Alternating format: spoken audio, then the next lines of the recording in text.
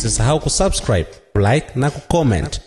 Jennifer Jovin almaarufu Nifa pamoja na Mika Chavala ambao walikuwa wanashtakiwa kwa mashtaka ya kula njama za kutenda uhaini pamoja na uhaini, wamefutiwa mashtaka leo hii mnamo tarehe 3 Disemba mwaka 2025. Wamefutiwa mashtaka na mkurugenzi wa mashtaka. Hapo awali tulishasema kwamba kwa mjibu wa sheria za nchi yetu almahususi kifungu cha 92 cha sheria inaitwa sheria mwenendo wa makosa ya jinai kama ilifanywa marekebisho mwaka 2023 sura ya 20, inampa mkurugenzi wa mashtaka mamlaka ya kisheria ya kufuta mashtaka yoyote katika mahakama yoyote hapa Tanzania. Kwa hiyo kwa kutekeleza madaraka yake hayo amewafutia almaarufu Nifa na mwenzake Mika Chavala, na mahakama kwa maana ya Mheshimiwa Arnold Yamuya amewaachia huru unless wanashikiliwa kwa sababu nyingine za kisheria, lakini so far hatufahamu lolote ile ambalo hawa wanashtakiwa nalo, na tunavyofahamu wamesha at least Nifa amesharudi nyumbani. Kwa hiyo tunashukuru kwamba at least ukurasa huo umefungwa kwa namna hiyo, ili sasa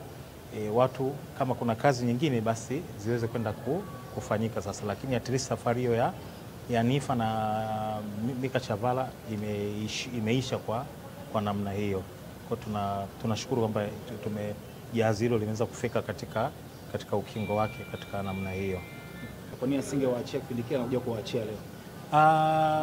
Namba moja ni yes, kifungu ni hicho cha 92 kidogo cha kwanza cha sheria ya mwenendo wa makosa ya jinai ambacho kilitumika pia kuachia wale washtakiwa wengine ambao waliachiwa kwa makundi kadhaa hapo awali, na pengine kama kutaendelea kuwa na cases nyingine za ambao ziko mahakamani, bila shaka kama na wao watafutiwa mashtaka, watafutiwa kifungu hicho. Kwa kifungu ni hicho almahususi.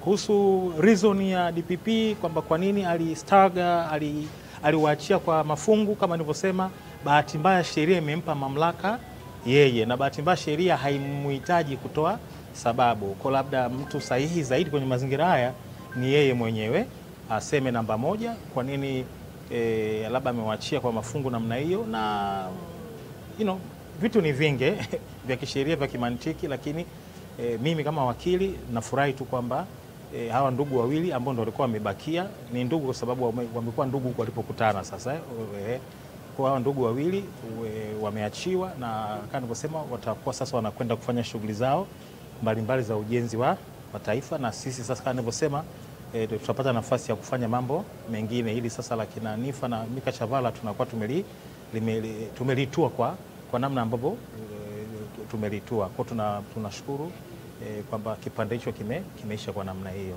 Na washtakiwa ambao walitolewa mwishoni mwa mwezi Novemba waliambiwa pia waje walipoti tena baada ya muda kadhaa. Vipi kwa Nifa? Na yeye alipoachiwa leo anatakiwa alipoti tena kituo cha polisi ama amemalizana moja kwa moja? Ni mambo tu hayo kwa utashi wangu, ni mambo tu ya logistics.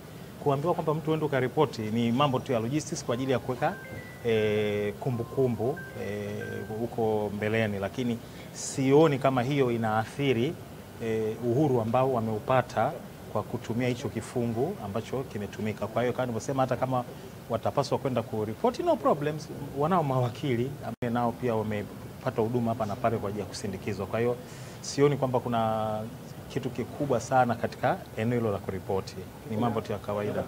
Ili kwa wa kwanza kupata habari zetu, tafadhali usisahau kusubscribe, like na kucomment.